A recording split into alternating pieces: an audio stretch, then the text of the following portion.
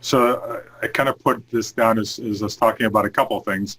One was about mini volleyball specifically, and the other one was very open-ended in terms of just coaching education around the world. Uh, why don't we start with the mini volleyball thing, because we could probably talk about that more quickly and concisely, and that'll leave us room to go wherever we want with the other stuff. So, Shihab, you've been to a lot of different places. You've done your education in a bunch of different countries. You've done coaching education in different places. So can you describe for me how mini volleyball is used that you've seen in the places that you've been? Yeah. First of all, I would like to say something, about this one. I would like to thank you and Ruth Nelson about this interview. We can sharing the great knowledge for volleyball and mini volleyball. Actually, there are many schools I have been, US, I have been even Japan, Korea, Asian, Australian. But for mini volleyball, the different or the main things what we are looking for, it's like, it's the induction of volleyball, It is like lead-ups games what we are looking for to building up the players or the kids. So there are many, many aspects. Maybe it will be same and it will be different because I'm kind of person believing that when you're starting early in any sports game, make it sure that it will be good. So that project for Bring Your Own Parents, that Ruth Nelson, what she's done now, when you start early 5 years or 6 years, it's good, but it will be difficult for some societies and culture. So in particular, like Arab culture, especially in Arabian Gulf countries, rarely to find some parents leave their kids to start early. So 9 years, 10 years, okay. 10 years, no problem. We can start games or we can start going to academy, to training center for volleyball, for basketball, whatever. But less than, no, they will not accept, because the sports culture, and, they don't believe in that when you start early, that will be good. So what I want to say about that, here in Asia, we have very good mini volleyball schools. Actually, what I have been like Japan, we have in Iran, and we have now in Thailand. For Arabian Gulf countries, Bahrain, they are always doing like mini volleyball festivals. They are sharing good cooperation between the Ministry of Education and schools and federation. At the same time, training center. So they are sharing together, doing every year like more 5, 6 volleyball festival under 10 years. They will select the talents. After that, they will move, taking this talent to the training center. They train in training center and clubs. But the main thing actually for mini volleyball, because we cannot say qualified coach. I believe it about physical education teacher, because they know already about the sports science in the different fields, But the main 3 aspects in mini volleyball, we need just to do some games. We need to improve their mobility, We are not looking about the duty or specialization. Fun as much as we can, competitive competition between each other, and easily game, It will be easily game. So this is a lot of arguments actually between some schools, because some schools, they will say, no, we are looking for the results. We are looking for the winning, but we are not looking for that. As a coaches, what I mean, John, we have many responsibilities. So mini volleyball is not about the sports more than we are going to teach them about the life skills, about responsibility, and a lot of crossing different area, personal development. It's very important, We are a coach, okay, but we are not just focusing about the technical or the tactical things or any even physical conditioning. No, we must, or we should, teach them. They must learn about the life skills, They are good people, but we will do our best to be more good people, This is kids, and that will be sharing between the parents and coaches as well. That's what I believe in. So here, this is why now Iran, it will be one of the best school of volleyball in Asia. I'm talking about Asia, you know. So a lot, even Japan, even Korea, even Australia, they will learn something about what's happening in Iran, about the mini volleyball, because they dominated all the champion in ABC, and even for FIVB under 16, under 17. You know, they started early. They have a lot of academies. They have a lot of training center. They have a lot of clubs. They have a league, you know, a lot of competition. So this is why when you start early with the good coaches, that will be so far so good. That's what I believe. But, you know, some countries, some societies, they're getting like stuck in this aspect because they cannot starting early. So some of them, they will start like after 10 years, after 12 years, and this is already late. You know, what kind of skills you are going to teach them after 12 years? Exactly. You know, this is big problem. We have good facilities. We have good funding. We have everything. But the main thing, the basic and fundamental of the sports game, you know, we don't have like that. And even the coaches, the problem, mentality of coaches. We are going to talk about that. But the main thing, coaches looking for winning, not building up the team, not improving the skills, not improving the abilities, mobilization, footwork, quickness. This is very important. This is very important, you know, even for volleyball or other sports, but for volleyball exactly, we have to focus about the main things for the long period. We are going to building a new generation, you know. It's not just only coming, tossing the ball or doing your exercise after that, up, finish, getting back home. No, we need to teach them many things. And that's exactly what, yeah.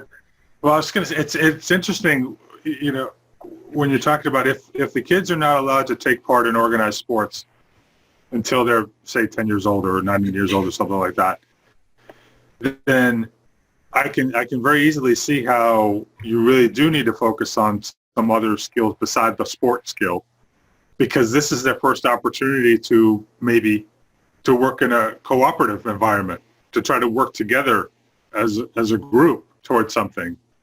Whereas if you had started a little bit earlier, maybe you would have had opportunities, you know, through sports in other different ways to pick those skills up as you've gotten older.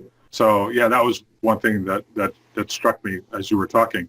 Like, yeah, okay, I can see how that could be really important. Yeah, exactly, you know. Well, one of the things I was going to say, let's say that you're not developing the youngest age. So why can't you have a mentor program in your mini volleyball where you mix different ages? So you have two 12s and two 10-year-olds, or two 10s and two 8s, so that they become mentors, but you still do your mini volleyball. Because it's similar to what you see on the screen behind me, and that is you have a parent and a kid, a parent and a kid. You're playing 2-on-2. You're learning the game. So whether it's a parent or a kid, it needs to be an older player that better understands the game so they can mentor the younger ones, because every player that I train mentors younger kids.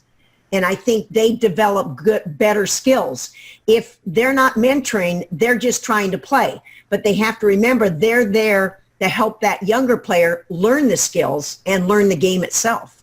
So that in itself, I think that's how you could get younger kids involved, because it's hard. Now, like for me, John and I have talked about it. There's not a lot of mini volleyball indoors.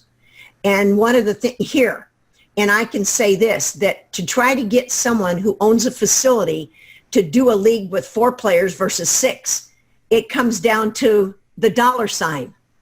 You know, there's more money to have more kids. But I think that, you know, like I told John, you know, I kind of say I've done some that we've done out on the sand. So we've done 2 parents, 2 kids. And basically, you're still doing 4-on-4. Now, a lot of times facilities don't want to modify their net. They don't want to modify the court size. They don't want to modify putting an antenna. So, you know, what we did was basically we put up 3 antennas. You know, that can be, like what you said, a lead up to now we go a half a court. Now we go. I just think that a lot of times if it takes too much initiative or effort, people don't want to do it. So it's effort, initiative, and money. So it's almost like, how do you put those things in line with it? But maybe that's a way that, you could get more younger kids involved. Yeah, but it makes sense, really. But what I want to say, actually, the training methods, what I say, the modern methods in teaching volleyball skills, this is very important. This is why a lot of coaches, they must upgrading their brain, Don't take in the old style or the old fashion, for teaching the skills. Now, for volleyball, we need to learn a lot from the different schools, US schools, Brazil, Latinos, Japanese. Take it, what is the good aspects for your culture and society. I cannot make a copy-paste from the different countries because there are many things we have to be careful and we have to be concerned. But for example, what I want to say about the methods, as a coach, we have to be creative. This is very important. Good learner, we are good coaches, but good creative. We have to be creative. How can you be creative? Your training, especially that program what I have done. Really, I love it because as a FIVB instructor, I have done more than 55 courses in the world. I am using a lot of lessons what you have done because I like it the way. That way it will be improve their motivation to be in track, to be involved in volleyball. Some of coaches, they have like arguments. They say, okay, 5 years, 6 years, Shihab, what do you think? Let them to play everything, basketball, football, volleyball. Yeah, no problem. But I cannot push them now. Okay, you have to play volleyball. No, play volleyball, basketball, football. After 12 years, okay, now we need to take in one sport. Which sport you like it? Because also the psychological aspect is very important. If you like to do something, make it sure. There is completely different between champ and cheap. That's age is very important. Okay, do you like play volleyball? Yes, I like it. Make it sure that it will be on track. It's good. But you cannot force the kids to playing something they don't like it. And the main thing, John, coaches, they must open mind, not just only focusing about the training. It's not about the training. It's about many things, about their kids, about their knowledge, because, we are always saying we need technical preparation, tactical preparation, mental preparation. But the main duty of our coaches or us, knowledge preparation. We need to improve their knowledge, This is very important.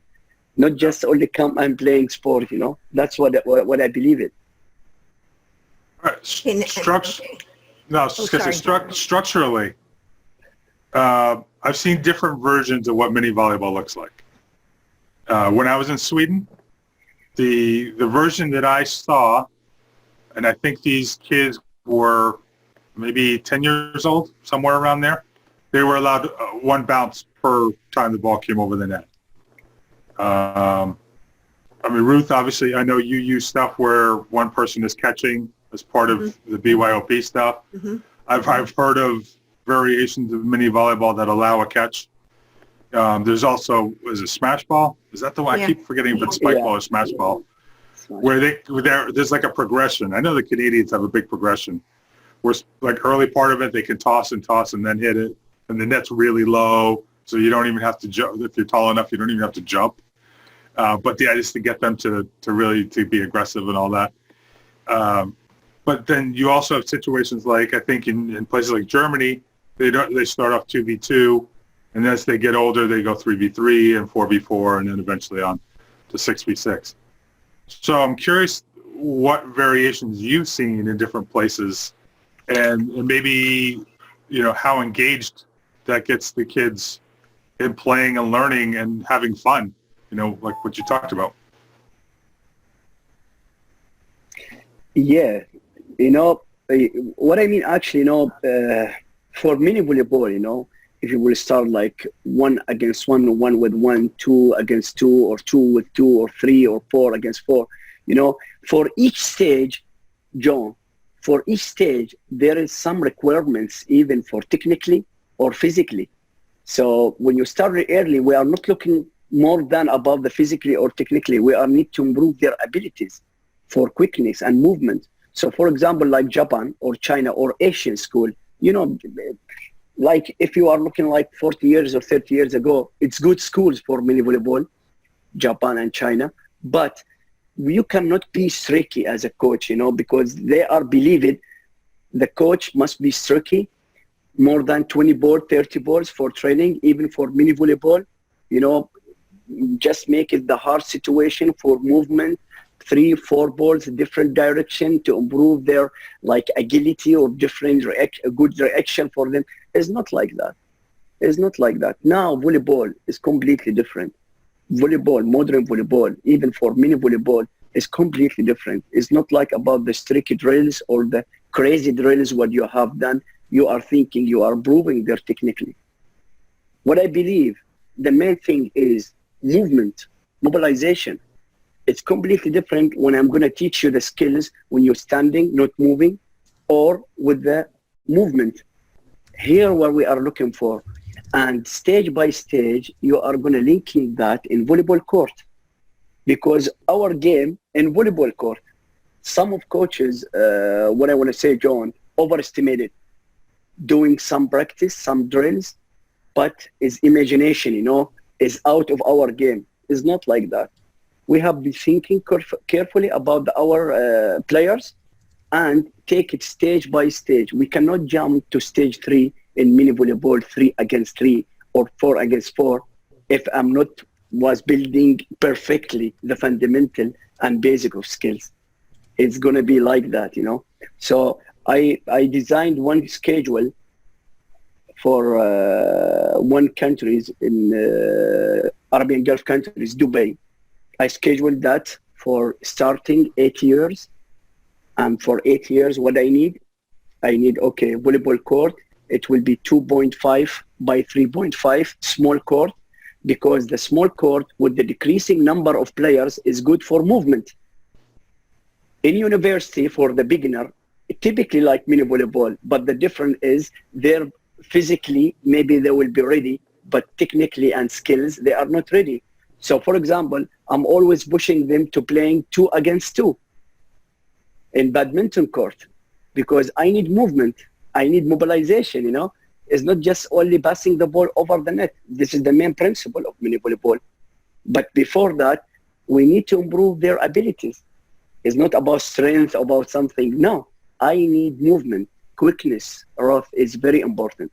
It's very important in our game, because if you will see that neuromuscular system, when you start in early and give them the different exercise or drills with the coordinate with the ball, with the partner, with the different balls in the court, that will be good.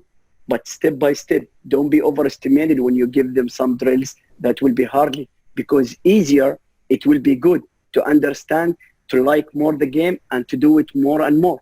Repetition is good, but not 20 repetition, 30 repetition, because if they will be tired, will be exhausted, they cannot learn anything. And that what have done in China. That what have done in China. They give them more 30, 40 balls for kids 8 years, and they get it tired. So how can they concentrate? How can they do their perfectly or their best? They cannot. This is the mentality, when you change. Now, volleyball is not like that. Even for the senior team, you cannot give him, you can't smash 100 ball for position 4. No, it's not like that. It's linked with the game situation,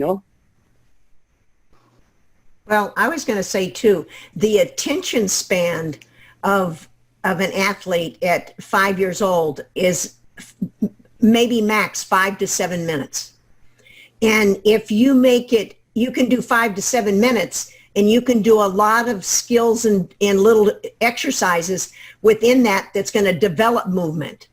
And I know I'd mentioned to John that I think that in sand or beach volleyball, they play 2-on-2 all the way down to 12 and under. And the problem with that is not everybody's going to go to college and play beach volleyball. So why have they not incorporated a mini volleyball concept of, 4-on-4? And you could do, for 12 and under, you can do 4-on-4. And if you have some really good kids, let them play open and play 2-on-2 at that same age. Because all of us know when you watch the Olympics, what are the best matches? The gold medal matches. That's what we watch. So why do we expect a 10 or a 9 or an 8-year-old in beach volleyball to be able to play 2-on-2? Now, a lot of those beach volleyball kids play with their parents, play with a hard ball. And if you really created a 4-on-4, you know, with all of that, it would develop. If we're looking at developing the sport of volleyball and grow the sport, then we have to think of ways to modify what they're doing at the younger age so that they don't get burnt out. They must understand the skills and the positions of the court, because I believe that they develop a love and passion for the sport. Because if you just shovel someone into one position because you're tall and you're a middle, or you're small and you're a libero, then you never really understand the game. So why would you get excited about it? So I think beach volleyball could really make a big change right now, because I want to see, as you saw in the picture, we did 4-on-4. And basically, at first, the parents had to catch it, because some parents aren't as talented, which means there's never a rally. So the kid passes it, the parent runs and bumps it somewhere else, and the kid never gets to play. So how do you enjoy the sport if you can never at least use 2 or 3 hits to get it over the net, or the person on the other side never returns it? So the games, what you're talking about is lead-up games. I think they're excellent. It's almost like there needs to be places in the U.S. that starts to modify every part of the game for that lower age group. You can't modify just one thing. Most people modifying one thing, the net height. Not even recognize that sometimes you might need to be down to 6 foot, not 7, because the rules say 7, and this should be 6. And some modified the service line where you go up to the attack line and serve. But they're missing the whole point. But nobody wants to modify. So it's almost like, John, it's your responsibility to start getting more mini volleyball in the United States. I want to. Yeah, you know, Roth mentioned something's good. Really, I like it, you know, for the beach volleyball.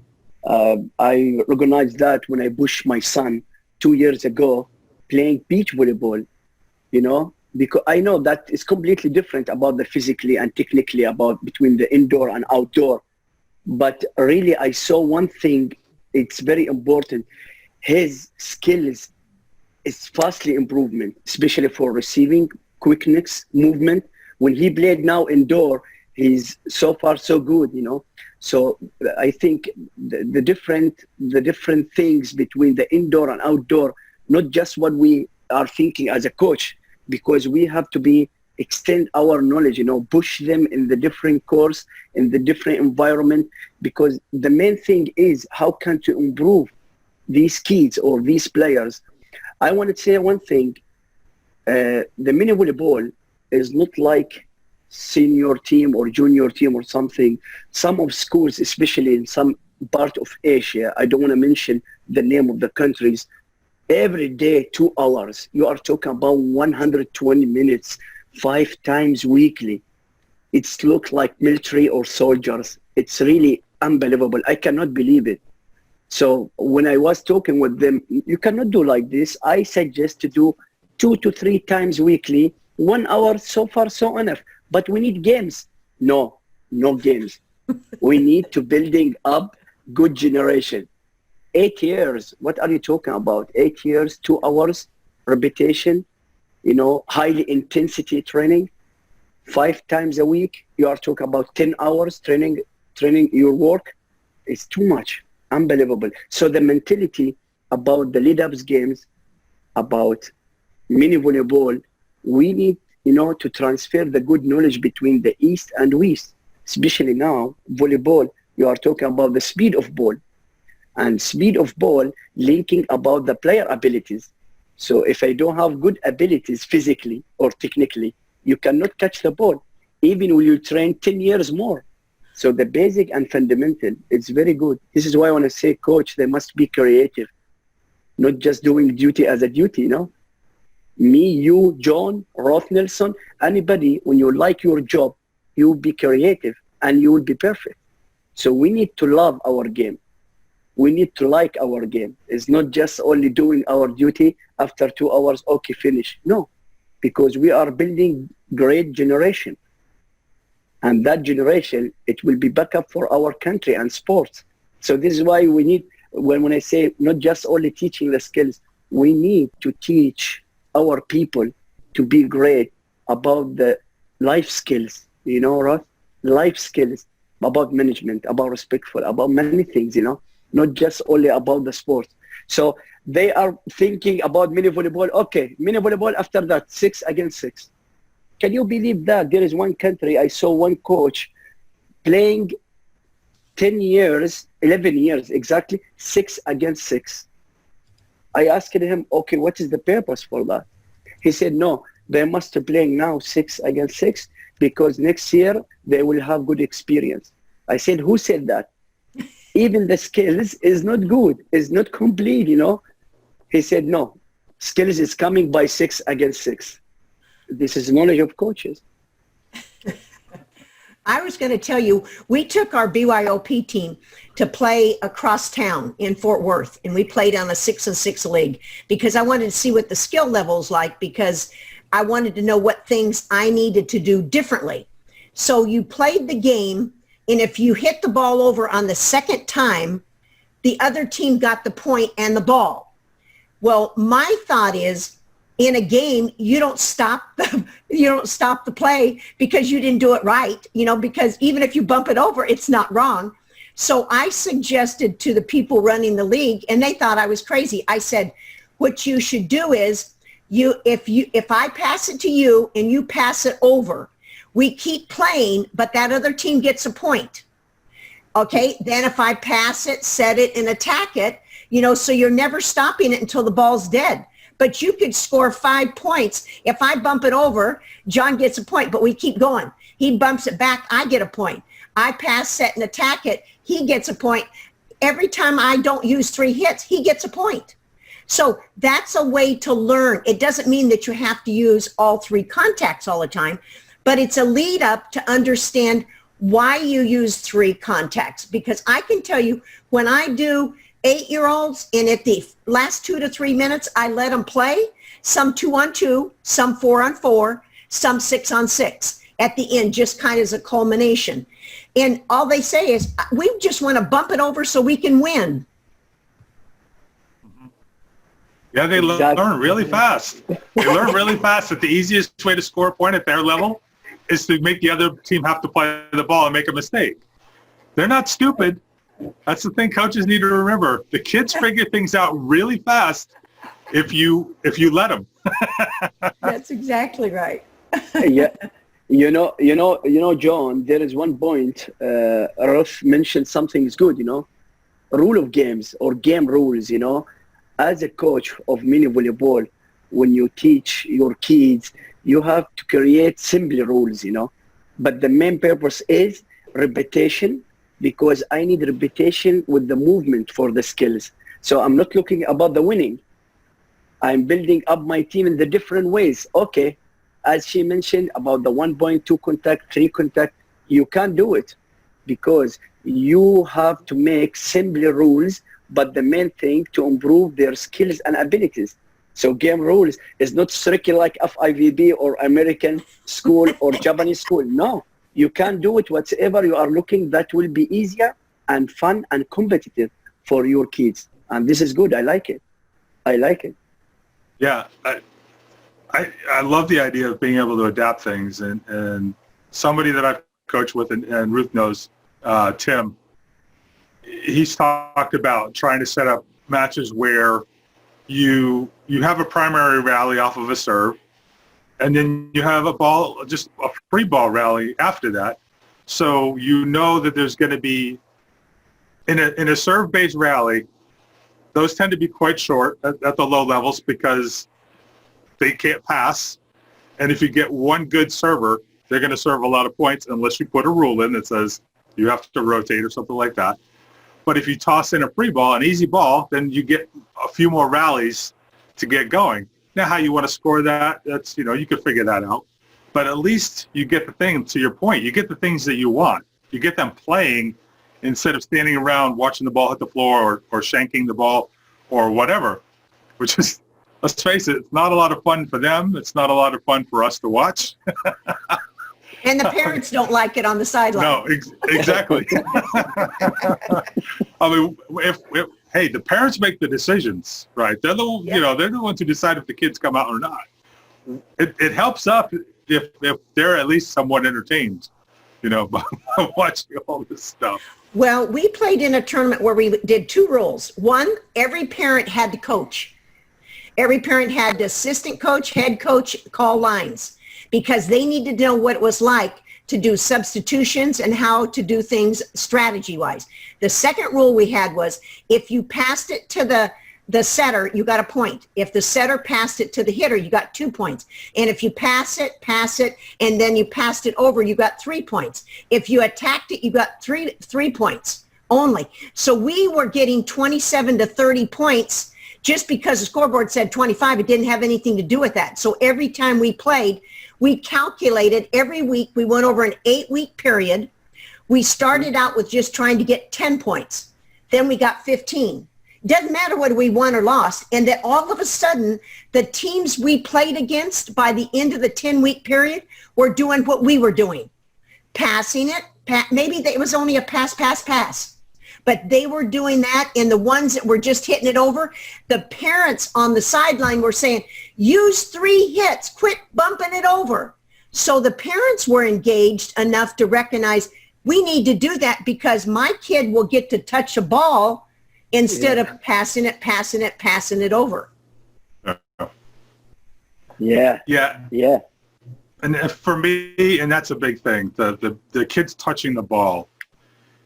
Yeah, it never made sense for me for people to look at 12 and unders or 10 and unders and think that playing 6v6 on a full-size court was a good thing. I mean, they figured out in football, years ago that it's better to have the smaller kids play on smaller teams on smaller fields, where it's because otherwise, if you get a bunch of 10-year-olds, 11v11, what happens?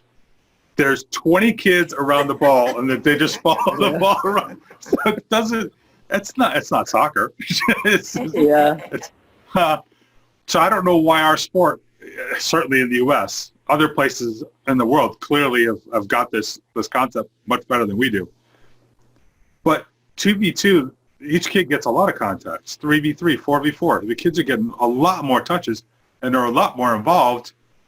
And you don't have a situation where a kid goes up, 6 rotations and never touches the ball except maybe to serve it, which happens a lot. Let's face it. It can happen quite a bit. I think somebody wrote an article where they actually measured how many times their kid touched the ball. Oh. And you're like, it's depressing. It really is depressing. So for everybody, you would think there would be a lot more motivation in this country to do stuff with the smaller sizes. You know what I was going to say? I think that,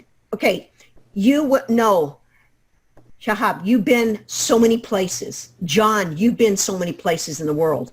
How did you develop your coaching philosophy? You watched and took a little bit from everybody. But why is it that the younger generation of coaches see something and they think they've got to do it exactly like that, like a drill?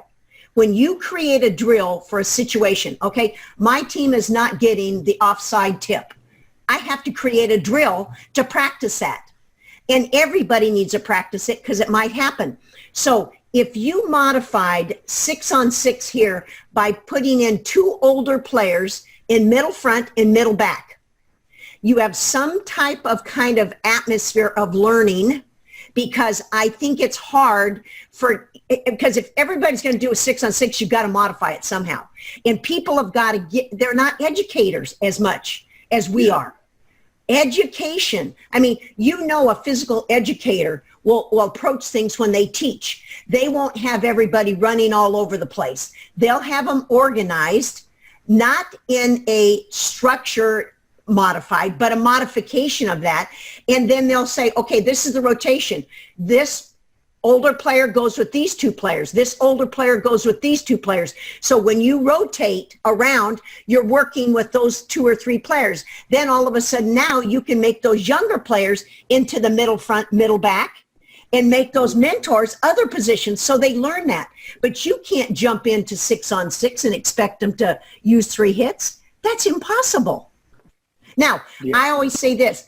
If you have 10 and under kids playing, 90% of them need lead-up drills.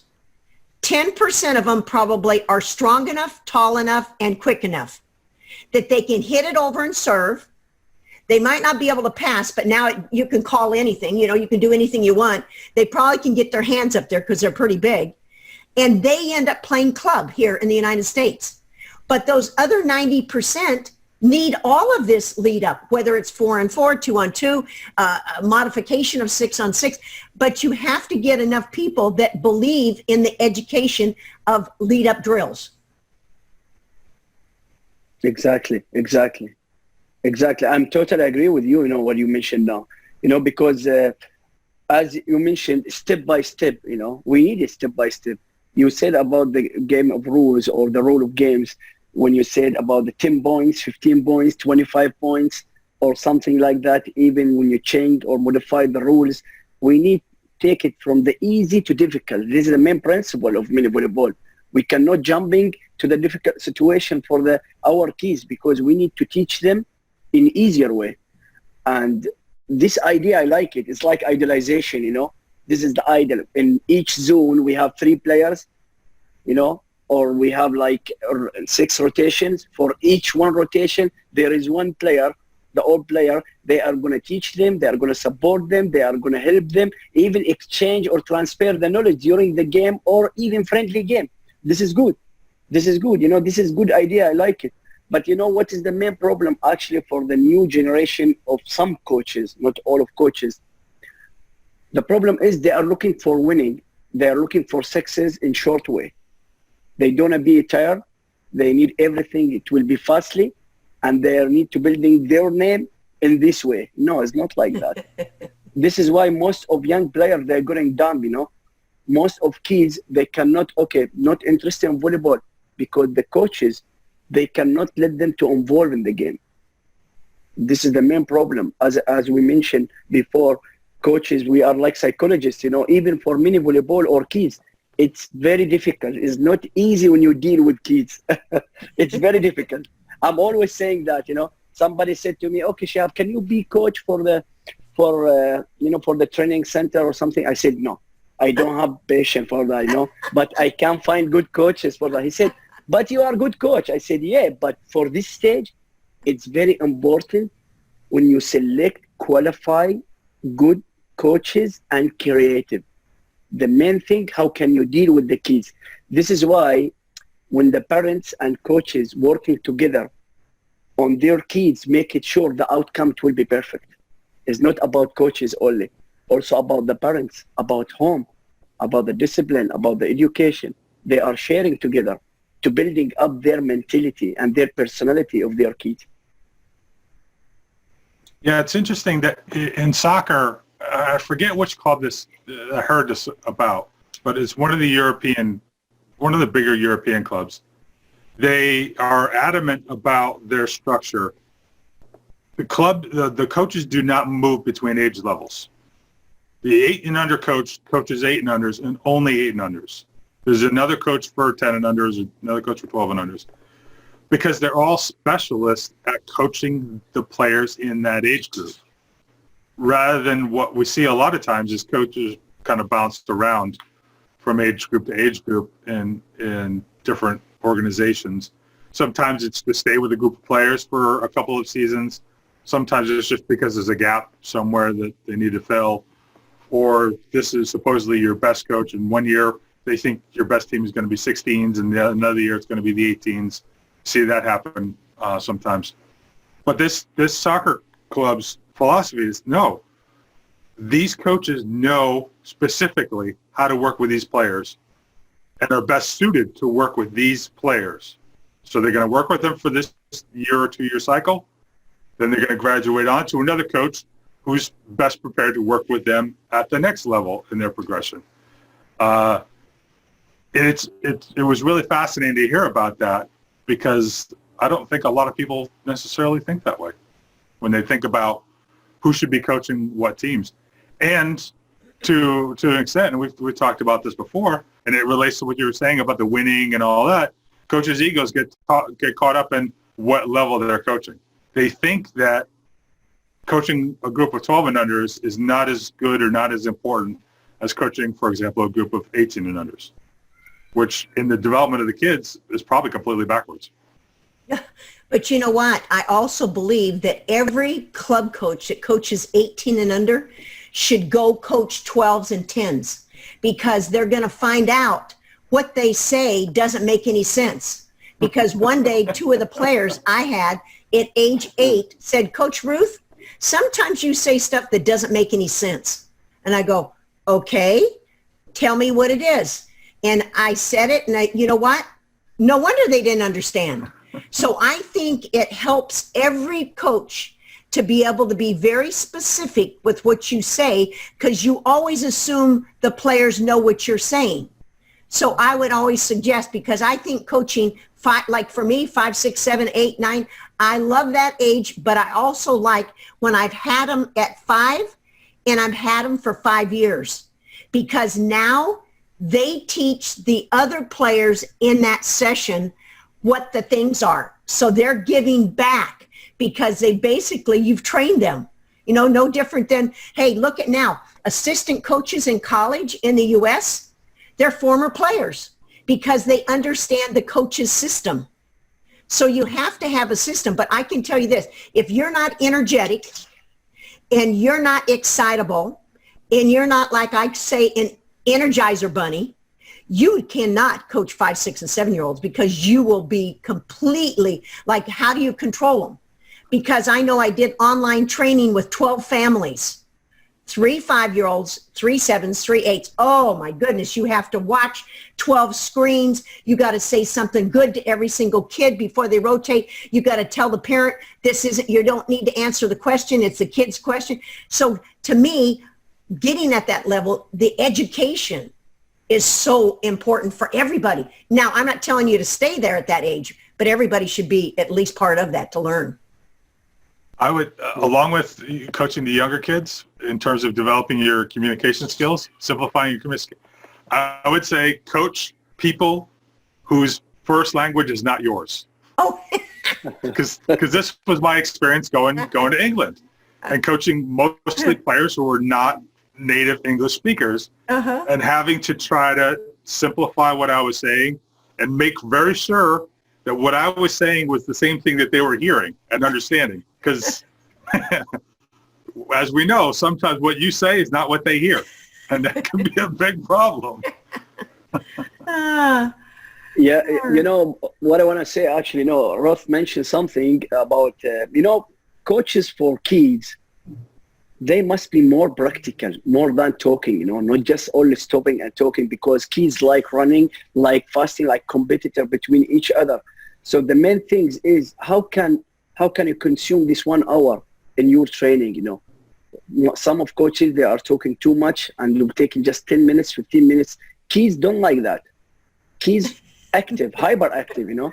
You have to push them in the game, give them games. It means games, funny games linking to the technical, to the movement, to improve their abilities, you know, not just only give them the technical directly. In some schools, they are going to teach them the skills technique. No, we don't work like this one. We have to be like simpler way, you know, that methods, it will be easier for them. We are going to teach them step by step from easy to difficult. We don't need to be like strict with them. This is the main point about it, what we have mentioned about the coaches. So this is why about kids, let them to involve, let them to love our game. It's very important. I would like to share a screen if it's all right, John. Sure, go ahead. Okay. This is the session where we actually did home training.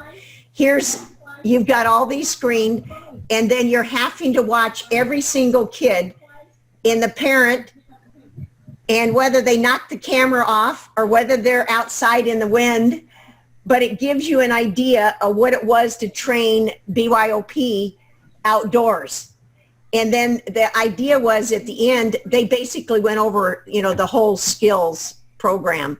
But I wanted to show you the last part that I brought in. Now, so this is indoors when we started. And then at the end, we ended up, these are our BYOP instructors from 3 other states. So they got to watch, and they said by the time they got done, they said their eyes were so tired. And I had one kid that ran over on a scooter to the neighbor, and I said, Gracie, you're supposed to be over here training with me and not going to your, she was going off on a scooter. Another one had a dog that was in the middle walking. So this is in itself of training online, because everybody thinks it's easy to train online. It is not. I mean, one-on-one training is okay, but when you add all those different perspectives to it, it's completely different. Exactly. It's hard work. You are doing a great job now, Ruth. Oh, I was tired. No, really, I love it. It's a great job. And it's not easy, as you mentioned that. It's not going to be easy at all, because the self-learning or self-training, because outcomes of this operation, we have to look at that there is some indicators or some signs that will be improvement for these players or their skills. But exactly what I mentioned, if they love our game, make it sure they will do their best. Yeah. All right. I want to do a transition to get more into kind of the development of coaching education. And this is kind of spins off of what Ruth had mentioned about developing coaching philosophies by exposure to different things. And one of the things that came to mind a little earlier with regards to the modern generation of coaches is in the U.S., a lot of them are U.S. educated only, or certainly the vast majority. You go back 2 generations of coaches, and you can make a very good point that they were primarily externally educated. Heavy Japanese influence, Korean influence, Russian influence, whatever, like during the 70s and into the 80s, and even in the 60s before that. I should let people know, we actually had a conversation a couple weeks ago just to kind of get to know each other a little bit. And Shihab, you shared what I thought was a really interesting, perspective on how things have developed in Iran. And if you're willing, I'd like to hear you, let people, understand how they went from basically a non-factor in the international game to being, on the men's side at least, one of the most competitive programs in the world now. Yeah, coach education program or national education or coaching program, that's even for US, maybe I have a little information about the US Cup 1 or Cup 2. There is classifications, like Cup 1, Cup 2, Cup 3, and for the credits, you will take it like 40 points, 50 points, and you have to be in the 4 years. And I have already knows about the Japanese coaching program. But the interesting thing, John, really what I love it, because more than 4 or 5 years, I'm working in Iran with Volleyball Federation and Olympic Committee, The program is like national program, but it's taking many aspects, many perspectives from America, US, from UK, from Australia, from the different international coaching program, even Canadian, Canadian program, LTED. Is very important. All the international sports federation, volleyball, football, they will take in something about e-learning, even for educational, about coaches. But in Iran, you have like classification 3 stages. Stage 3, stage 2, stage 1. Stage 3, it means beginners. And between each stage, you have to be coach with the team 2 years. And during 2 years, you have to take 50 points from seminar or from convention or symposium or whatever. So you cannot be jumped to from stage 3 to stage 2 if you don't complete 50 points. I need, or any Iranian coach needs 6 years to finish locally program. After that, go out for FIVB coaching license or any like academic license. We are going to get it for stage 1, stage 2. The main difference is the curriculum. You know, I was reading that carefully. You know, that the models, what they are studying, it's high level. If you, I'm going to say stage one, it means the best stage of coaching in Iran. It looks like stage 3 in FIVB. It's heavy stuff. In the different area, crossing different areas in sports, in psychology, in physiology, in motor learning, in many things, you know. This is why the outcome of this coaching program, coaches, really, they have good knowledge. Really, they are so far so good in practical and also in theory. And the main thing, how can we accept in this program? Nobody can jump in this program. So the main things, you must play volleyball. If you don't play volleyball, forget, you have at least university degree. But there is some exception case. If you are playing in Olympic Games or national team in some Asian tournaments, okay, that will be studying this case, okay, you will get exception. Otherwise, because they believe in that, if you don't have university degree, how can you extend your knowledge? How can you improve your knowledge? It's not about the secondary school what you have. No, we are looking for a new generation, good coaches. And the outcome, what I have done, more than 10 courses, FIVB courses in Iran, most of them, I can say 95%, they are perfect.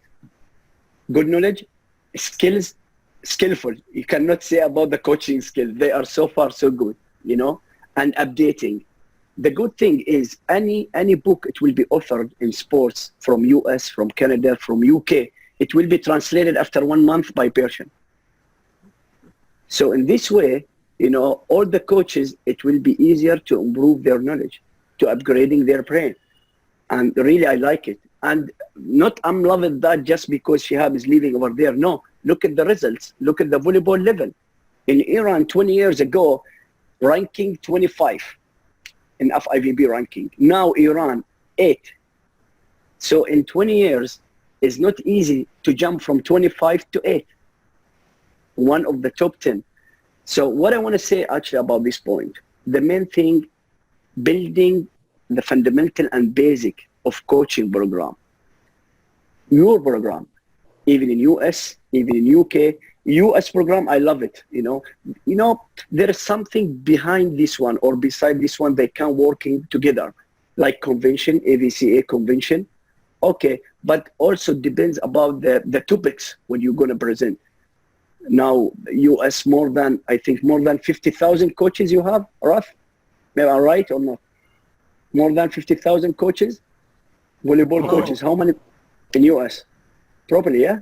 Oh, Yeah. there's over 10,000 in Dallas. 10,000 in Dallas, oh my God. So, you know, but I like, Karali mentioned something, you know, I remember in 2015, I met him and he said, Shihab, coaches is not about the license what you get. It's not about the FIVB license or about the academic qualifications. It's also about the life skills or exchange the knowledge with the other coaches because we need to transferring that knowledge. So, for example, he mentioned one thing. He said, this is the class. I have here 25 coaches from the different states in US. Different states, different culture, different knowledge, different perspective, different mentality. They are going to sharing each other the knowledge in break time, in breaking, you know, coffee break or something. So it's not about that model is what you learn. It's also about the exchange, the knowledge between coaches. This is why that's the main benefits, he said to me, about when you do some seminar in convention, because a lot of coaches is coming from the different states in US.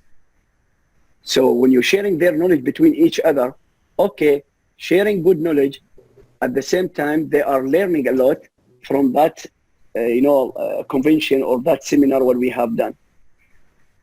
I believe that the coach education program is very important.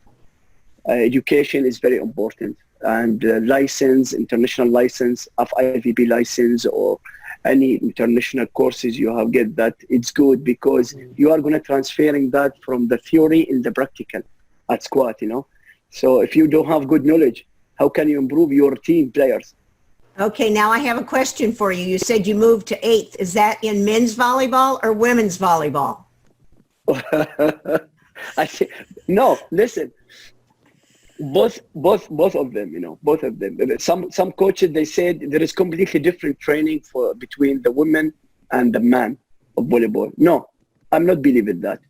But the main things, when you're working with the woman, you have to be more than psychologist, because women, they are so sensitive, So I remember that I cannot say, okay, you are good. You have to say, all of you are good, like this one, because, no, this is normal, So this is why coaches of women, most of coaches, they are find good success with the women. Most of them, but it's hard work. It's not easy. It's difficult, and different. Also, it's difficult about the level of women. Is it about our level here, or about the US, about the European level, a professional level? Is it natural? It's completely different. So it depends about the level. It depends also about the society. It's also depends about the education. Yeah, 100%. Have you coached a women's team? Unfortunately, no. No, listen, I got one chance in 2008 for national team. I remember that time the president of Volleyball Federation, he said, Shihab, I have surprise for you. I said, what? He said, you will be the head coach of Oman women team. I said, really? He said, yes. I said, I don't want. He said, why? Why you don't want? It's good job. I said, no. For me, it's difficult, because actually I am from the countryside, we have some value, we have some traditional aspects, Yeah. I said, how I'm going to touch them? How I'm going to teach them? I cannot. He said, come on, we are in 2008, don't think about that. I said, no. But in fact, it's difficult. It's hard work. It's not easy. It's not easy, So any women coaches coaching men's team in Oman? In Oman, yes, man. There is one man, he's a coach, but now that will be changeable. We are going to replace him from Iran properly. But how about women coaches coaching men's teams? No, we don't have. This is no. Oh, you're not ready for that yet? Definitely no. I don't think so that, we need time actually, 2 weeks ago, we had conversation with one of high authorities about the women's sport. He said, Shahab, what do you think about the women's sport? I said, okay, but we need step by step, You cannot jump into the high level, but we need to change. You know what I mean? Media and schools or Ministry of Education, if they are working together, we can change something because, parents' mentality, society, culture, we need time to change it. Even for religions, anything belong to the religions, we have to be concerned about it. But I think we can change because now I believe it about the women's sports, I believe it.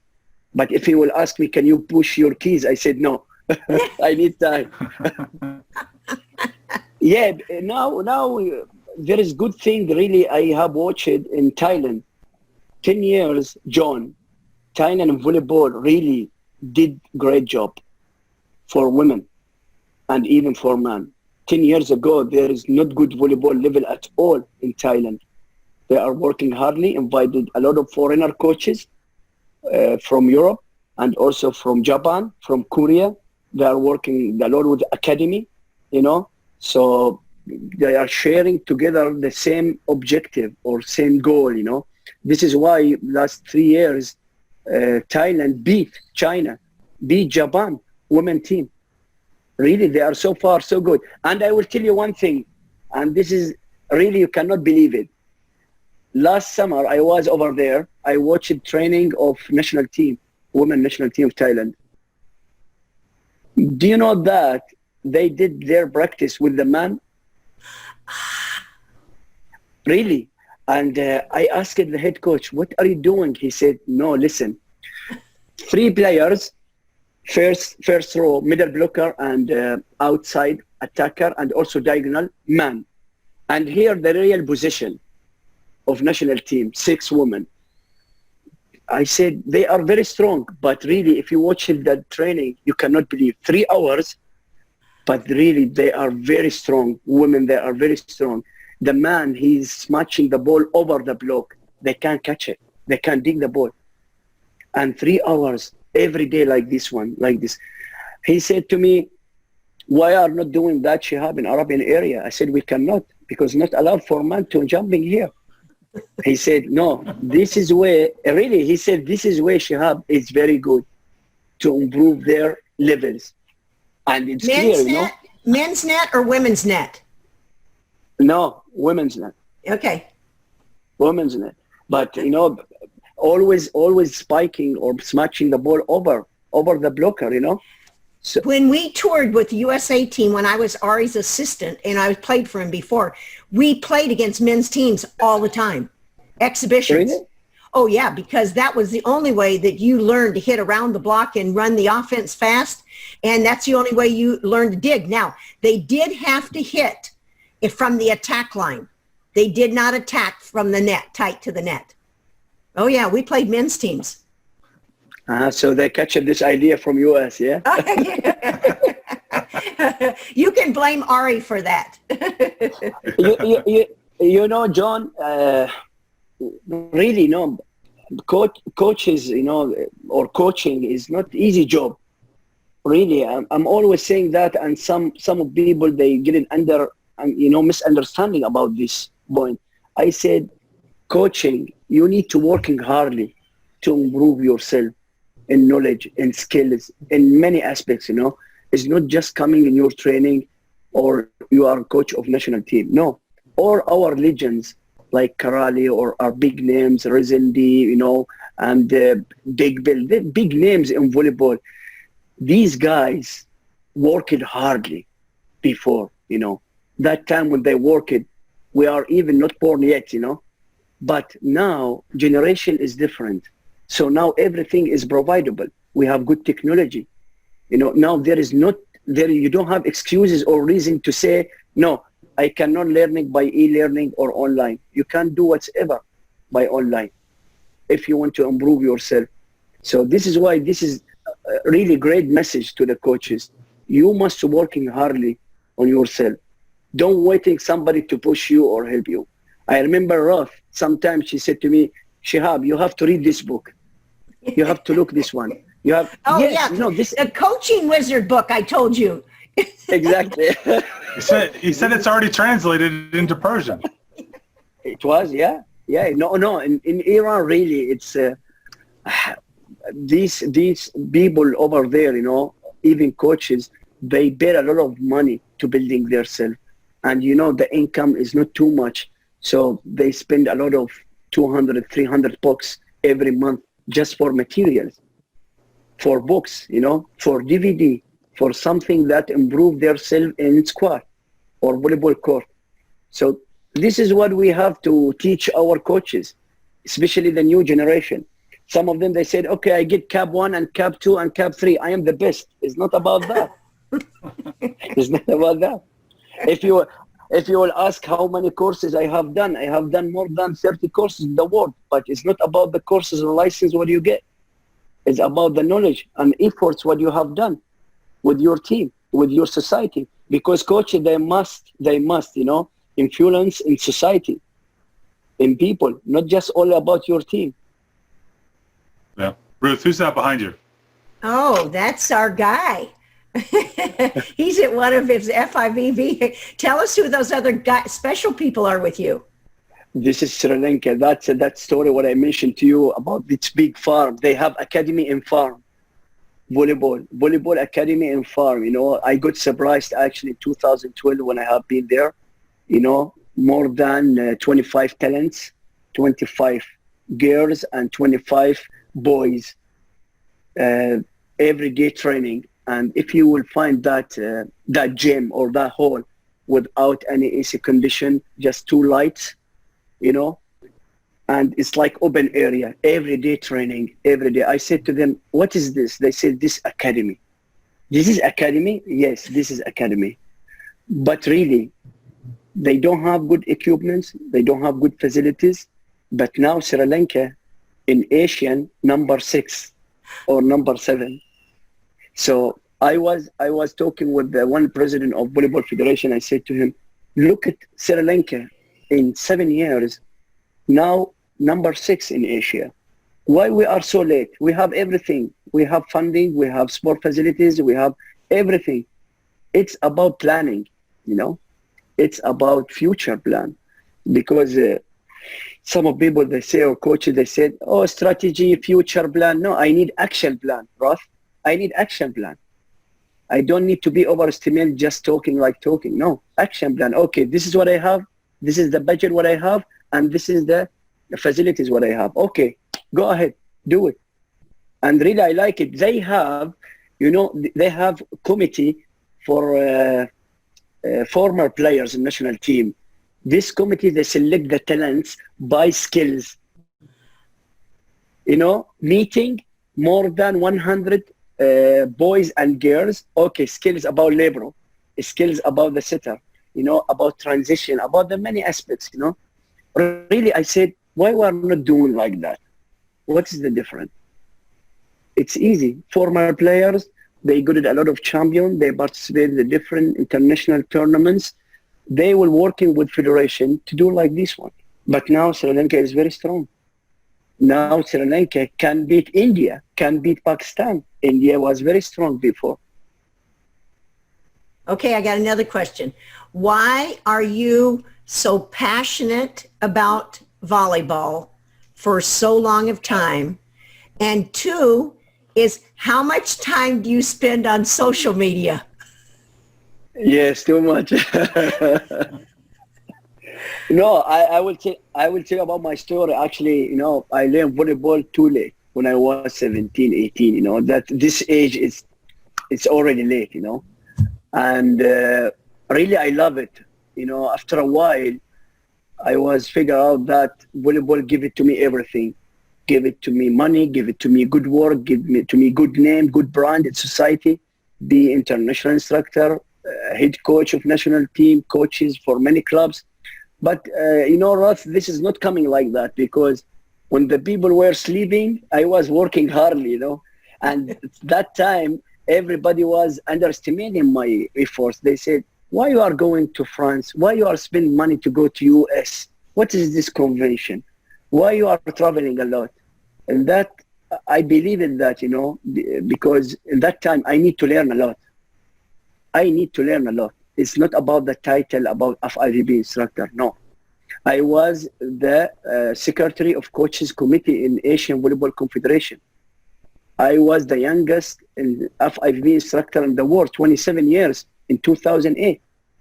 And I remember Mr. Higgy, he said to me, Shihab, you are still young, go play volleyball. Why are you coming instructor? I said, no, I love it. But really, you know, volleyball, this is what I'm telling you. When you like something, you will be creative and you will be sexist, you know. It's not about just only that title, what you have, or what the license, what you get. So I spend a lot of money for traveling to learn from the different volleyball schools. I have a lot of groups in WhatsApp, even in Facebook, a lot sharing. Even now, Roth, sometimes I'm asking you, you know, I'm asking you some questions. Even in Brazil, I have good contact, Brazil, in Italy. I love it, you know, I love it because there is no limit for your learning, you know, even will be 60 or 70 or 100 years. Oh, be careful. I'm talking about myself. Hey, no, wait, you have to tell John how you and I met. John, first time, yeah. No, about Roth, I got surprised actually. I said, what she's doing good job about even for this program. And every day, really, I was so curious. How can she do that? I was jumping in Facebook. I was jumping in social media. But really, day by day, I was asking some Egyptian coach, his name Muhammad, you know, Muhammad Salah. And he told me, she is my teacher, Shihab. She was in Egypt for FIVB course. I said, really? He said, really, Shihab. I said, how do you know her? I said, I know her just by social media. He said, Shihab, listen, I will give you one advice. I said, what? He said, you are going to learn real volleyball from Roth because really she is, you know, hyperactive. She's so active. She loves volleyball. And that time, we were very good participants. She was controlling us very well. 1989, I had 18 guys for boys volleyball. I trained in Egypt on a dirt floor. And I got them in the swimming pool, and we worked in my swimming program. Uh-huh. No, really, he said something good. This is why I believe it, We have to learn from our people who already work in this field. Because I'm saying the honest, I have many references. Who is my reference? My reference, Rolf Nelson, Dick Bell, Rezendi, Lozano, Velasco. Really, when I got some problems, I need to ask our reference because they have good experience, They are working in this field. I don't need to make the same mistakes twice, Raf. I need to learn from X mistake and to avoid making the same mistakes in future. This is why I said we need to sharing our knowledge between each other. And John, I don't know about the new generation of coaches now, but I hope, really, I'm wishing the new generation it will be good, because it depends about them. If they will be so far so good, make it sure our game it will be fine. Yeah, I agree. That's why we're all doing this, right? Try to educate the new generation of coaches. Well, I think the point that you made about continuous education, I think that's so important, and it's one of the issues that I've heard people talk about or kind of complain about in certain places with certain coaches is they think because they've done a degree or they've done a certification, that's it. I remember actually one of the very first Volleyball Coaching Wizards interviews I did was with Paulo Cunha, the Portuguese coach who for a while was head of their coaching education program. And he said, yeah, some coaches think because they have a certification that makes them a coach. No, it doesn't make you a coach. That makes you somebody with a certification. And I've had a couple of these conversations where we've talked about the idea that certain of the programs, there is no recertification process. I think FIVB is one. Maybe that's changing. I don't know. I know in England, I don't believe they currently have a recertification. CAP in the U.S. they do. You have to recertify every 4 years, either by retaking the course or by doing credits along the way. So the problem that people have was somebody who, say, got an FIVB level 2 certification 20 years ago and hasn't done anything since, is they're still coaching like they did 20 years ago.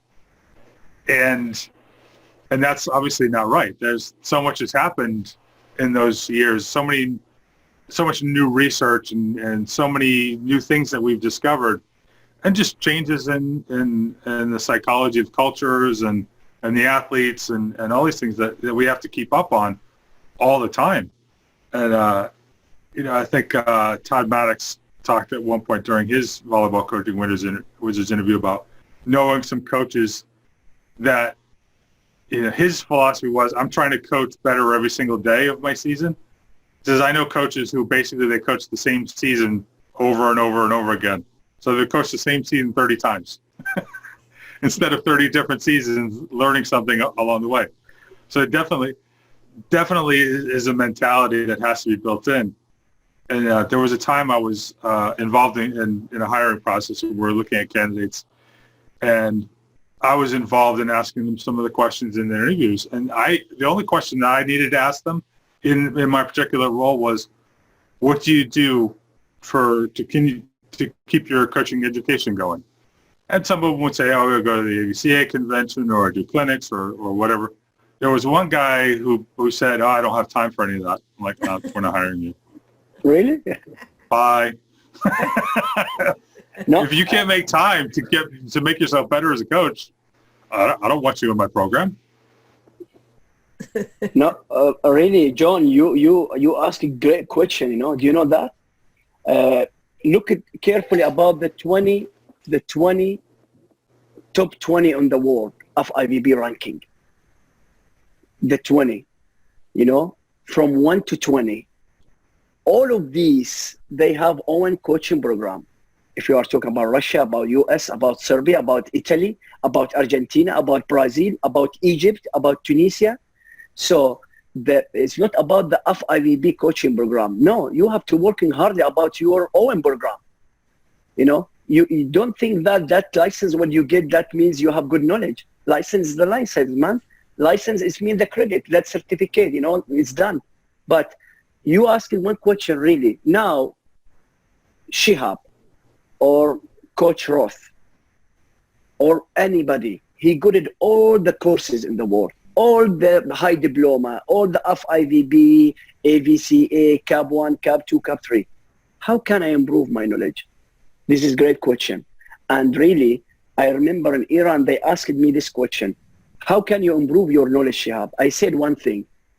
What about the seminars and conference?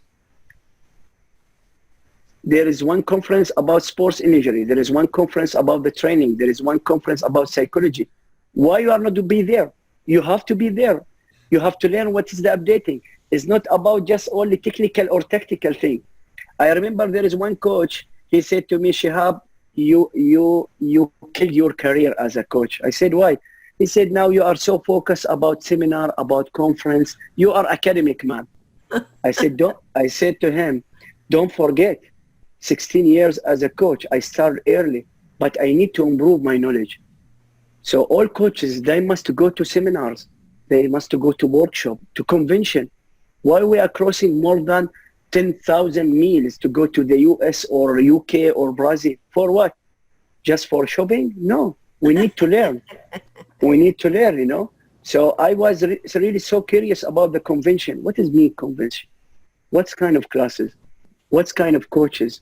Who speakers? Who is the instructors over there? I have been there 3 times. Really, I learn a lot. Don't say you don't learn anything, because that depends on you. You are going to learn, sure. If you are a good learner, you have to look about the information. So why not, John? Go to the conference. Every year we have many conferences, international conference, physiology conference, sports physiology, psychology. Why not? And you will find some papers about volleyball. There are a lot of people, they are so interested in volleyball, really. And last one in Slovenia, in Bled, there is one conference. I published one paper about the intensity of the game, how can be impact about the play position in volleyball. This is my paper. I was working about that. And there is one coach, he asked me one question. As a coach, Shihab, what can I get benefit from this paper? I said, you have to know we have specialization and we have positions and play positions. And you have to know outside attacker and diagonal, they are physiological demand. They are working hardly during the game. So what is your training program? Here, we have to link between physiology and your training. It's not about the tactical or technical. No, this is our field, but we need to improve in different aspects. So really, I like this question, and the answer is clearly, there is no limit at all if you want to learn something. Go to the conference, go to the convention, go to the seminar, workshop, even in local events or international levels. Certificate, you know. You know what I was going to say is that I've never seen so many youth seminars and Zoom meetings and webinars ever in the last 2 years about how to deal, this is US, how to deal with parents. How are we going to deal, and it's every sport. So it's not sport specific information. It's all sports of how, dealing with the official, the parent that yells at the official. And I remember that you only read probably a lot about the sport itself and all the things that happened, but people are interviewing. I mean, you know, in this country, recruiting, you know, and going to college and getting a scholarship.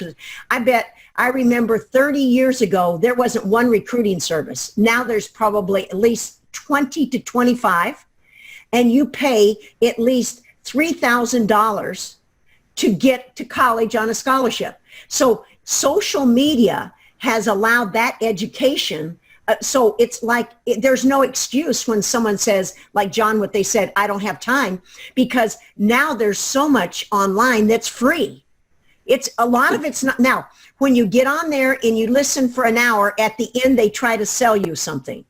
But still, there's so much education, and it's on psychology. There's called 3D dimensions now that I go in, and it tells you the different levels of consciousness about athletic directors and coaches. And I mean, I listen to all those things, and I go and try to find the ones that are free, and then I share it with some club directors. Now, what they tell me is, well, Ruth, they say they don't have time, just like what John said. So it's almost like, what's the one thing you're going to do to get people to get better educated? You're going to pay them more. You're going to get $100 more a month if you take this course. I mean, as much as I hate to say it, it's driven, and I'm saying in our country, it's driven by money. Whereas you, John, and me growing up, it was get a bachelor's degree, get a master's degree, I did statistical analysis of men's volleyball in the Midwest on passing and serving. You get more educated in psychology, get a double major. Now it's not like that. It's like you go CAP level 1, you do this, you do your impact. They win the national tournament, right? Therefore, they don't think they need to learn because they won. Well, guess what? Somebody is going to sooner or later beat you. But it's like you don't know what you don't know until someone tells you you don't know. Yeah. And that stuff, the education thing ties in with a certain type of mentality in our sport, unfortunately, that tends toward being quite short-term, thinking year to year instead of projecting forward. So if you're not investing in your education, just like if you don't invest in your facility, your equipment, whatever, then at some point down the line, things are going to fall apart. You're going to be so far behind, or things are going to break down, or whatever, that you're not going to be in a position to be successful anymore, if you can even compete at all.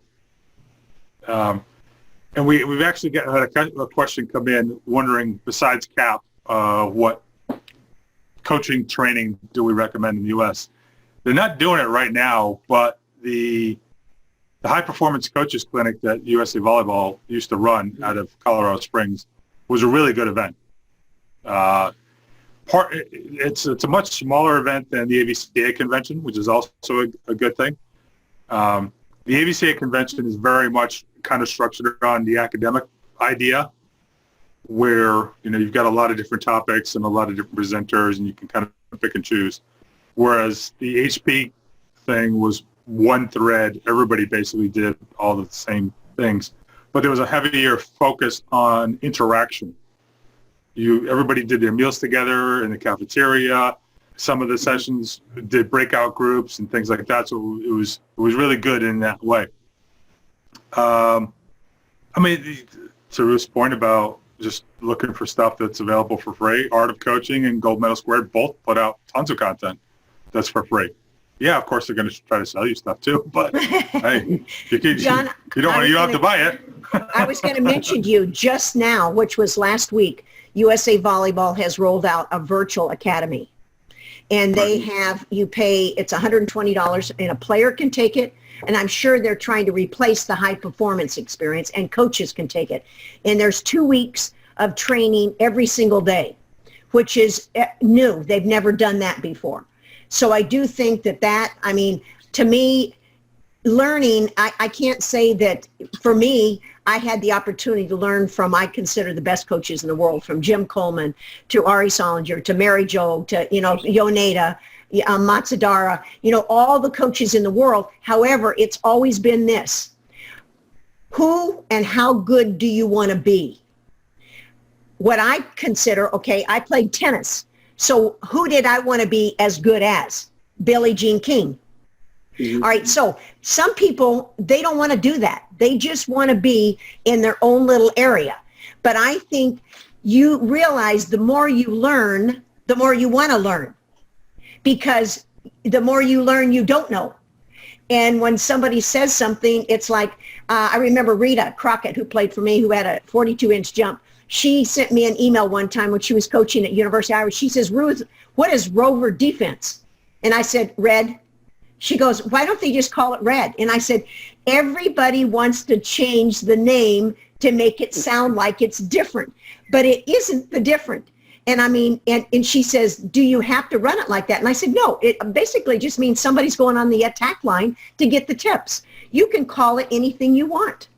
I mean, so, you think of ways in which you do, but basically for me, the game in its entirety has become more simple because offensively, we did almost 22 different plays with Ari. The football coach at LSU when I was coaching said, you have more plays than our football team does. So the offense is become more simplified. And to me, if your offense is simple, your blockers don't, and I'm speaking, you talk juniors, you talk college. If your offense is simple, your blockers do not have to be as smart. The minute you change your offense, and you do, John, you mentioned in one of your recent articles, crosses, X's. Danielle goes and fakes and goes for a slide, and she has a one-on-one situation. I think what you have to do is not every player, especially juniors, they hit the best ball, all of them hit ones. No, they might hit a 2. They might hit a 31. They might be better to the right than to the left, in it, not left-handed, right-handed. Some people have better moves than other people. And I just believe that if you learn to know what shots they hit, sometimes it's the set that causes the defense to not be able to adapt because the blockers don't adapt. So when coaches don't learn, they keep running the same set all the time. And they don't understand why we can't put it down. And they dig me. Well, you're running the same set. Why don't you change the players that are hitting the set? Because sometimes it's not the set, it's the player that's hitting the set. That's my philosophy on offensive system. It's great. I like it, I think Mark Lebedeau might argue with you a little bit about the blocking side of things. Because he thinks, he'll express the view that the reason you don't see as many combinations and things like that today is because blockers have gotten so much bigger and smarter. Obviously, first off, they're taking up more space because they're bigger, right. But they're picking up the hitters better at the higher levels. Now, obviously, the kids, they're still struggling to pick up hitters. Yeah, They're moving even around. College, though. Even college, because a friend of mine, she was getting ready for a regional tournament. She says, Ruth, my setter is having trouble hitting a 1. And I said, why don't you have her hit a 2? And say, look, you know what? The teams have been scouting us all season. They know exactly how you hit. The reason why I was having her change it is because you don't want a setter and a hitter right before regionals to think they can't do it, which means they won't do it and they won't be successful. So they said, oh, yeah, let's run a 2 because the other teams don't know that. She ran a 2. She called me in between the sets and said, Ruth, just real quick, here's my text. It worked. And it was about the mentality of giving a player during competition under stress that, hey, players get like that. A setter doesn't want to set it. So they're afraid to set it. But that's my setting background. I just think that, you've got to adapt in, especially you're talking about club and you're talking about a lot of college teams that do the same thing all the time. The same player hits it all left side. They don't move and hit a 1. They don't move to the right and hit. And they're capable of that. Ari found that out when he coached the women's team in '84. Yeah. She said something about investment. This is why as a coach, you have to invest your abilities and knowledge, So that's what you have done in your career. Now the time for investment. So I like it. Because, as a name or as a coach, this is like a brand. Keep it your name as a brand.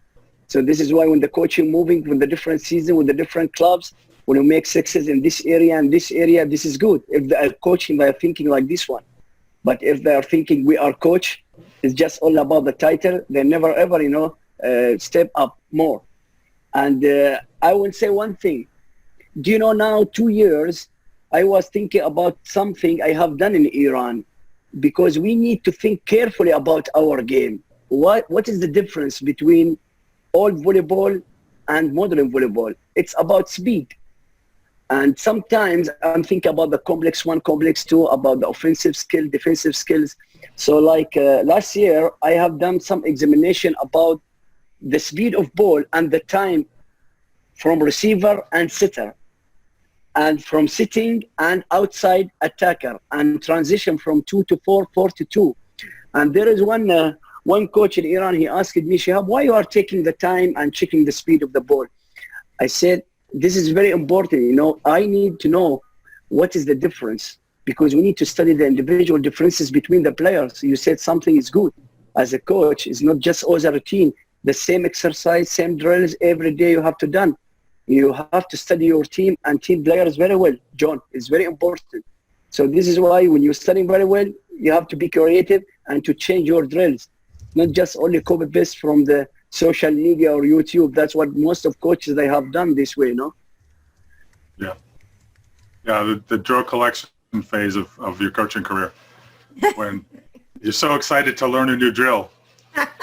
You don't really even care to think whether it makes any sense or if it would work with your group in your conditions and all that sort of stuff. You just like, all right, so somebody who just won a championship uses this drill. It must be the reason that they won the championship. Could possibly be any other reason. All right, we're running a bit long on time. Shihab, any final thoughts that you want to share with the people around the world? Yeah, actually, I want to say something, really, John. I would like to thank you so much about this. That's what you have done for volleyball, really. All that links, what you have done, all that classes, all that interviews, what you have done, I was sharing with all coaches, because we need to transfer good knowledge, you know, with our coaches. But the main thing, what I want to say, I'm sure about Coach Roth sharing me this idea. I want to say, as a coach, you have to working hardly to building up your knowledge, you know. It's not about the certificate or the license, but we need to working hardly also about the personal development, about our people, about our kids, because we need them to be real people. We need them to real good people, you know. So that's not going to be easy. It's just only by talking or about license or courses what we have done. So that knowledge what we be getting, even by courses or by in e-learning or webinars or whatever, make it sure we as a messenger, we need to transfer this knowledge for all coaches, for all generation. So don't thinking that you will be coach, that will be coach, that will be easier. No, it's not easy at all. You need to working hardly, because that's what you have done. That will be, make it sure it will be positively for your society, for your culture, for your people, for your team. I like one thing, Roth, really. I have done more than 55 courses in the world, John. Most of coaches, they said, Shihab, I didn't learn just only volleyball from you. Really, you inspire my motivation. You building up my personality. So this is why coaches, you have to influence in their personality. And this is very important. I like some players already crossing my life. They said, Coach, you have done a lot of things in my life. I said, nothing, just only training. He said, no. I was learning from you about personality. I was learning from you about commitment, about management, about respect. Here we are. And this is why we are here, you know. We are doing good job. We need to transfer this knowledge. I'm not going to say that we are good people, but we are trying to be good, to transfer good knowledge to other coaches. Hopefully. And I'm sure about that. Very good. I think that's a good way to wrap things up. Oh, I get to say something. Oh, okay. All right, come on, let the ladies do this. I would say this. I had the opportunity to travel a lot with the national team and also in Japan a lot, because I had 3 players that played there. But what John has done with the coaching conversations has provided a coach who didn't have that opportunity that I had to be in Japan, to be in Cuba, to be in Dominican Republic, to be in Russia, to go study in all these countries. Not everybody wants that. Some want it and don't know how to get it. But they can get online now and they can listen to all these conversations and learn so much from all different coaches. And it's like John said in drills and you said in knowledge, and that is that you listen and it helps you become a better coach. It helps you develop a philosophy. And most importantly, you recognize that when you see something, it doesn't mean it's going to work for you. But try it. If it doesn't work, wait a few months, try it again. Maybe it was a way in which you presented it. But John's coaching conversations, there's nothing out there that gives people this opportunity to pick up at any time, whether it's at 3 o'clock in the morning at your place in Amman, or with Mohammed in Egypt or Germany. This is a great thing. And John, I just thank you for continuing. And don't forget, this is my 151 Zoom meetings I have done. Wow, well done. Yeah, it's a great job. All right. Great job. For those who don't know, there's another one of these coming up in about an hour and 15 minutes where I'm going to be hosting a couple of ladies who coach at historically black universities. They're going to talk about that structure and what it's like to coach in that system, and which should be, I think, really interesting because I don't think a lot of people understand just how big, how many schools that actually encompasses over the U.S. And at different levels. So I know I'm going to learn a bunch of stuff. And they're both former players of mine. They played professionally for me on the Dallas Bells. Rose was a most improved player at the 1984 Olympics and played in Japan for 10 years. So, and they play and they compete in the same conference against each other.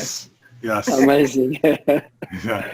All right. Yeah, special thanks for you, John. Really, I like it. I like your efforts for building up coaches' knowledge and all that conversation. Really, I love it. I hope you keep going, man. Keep going. You know, because we are looking for like people like you exactly what they are building their coaches, you know, their knowledge and our coaches. So it's not just only about the international courses or webinar or e-learning. That job what you have done, I'm highly appreciated, John. Keep going. Keep going. I'm going to try as hard as I can. I'm sure you will do it. I'm sure you will do it, man. I'm sure. All right. Well, thanks for joining us, Shihab. Thanks, Ruth.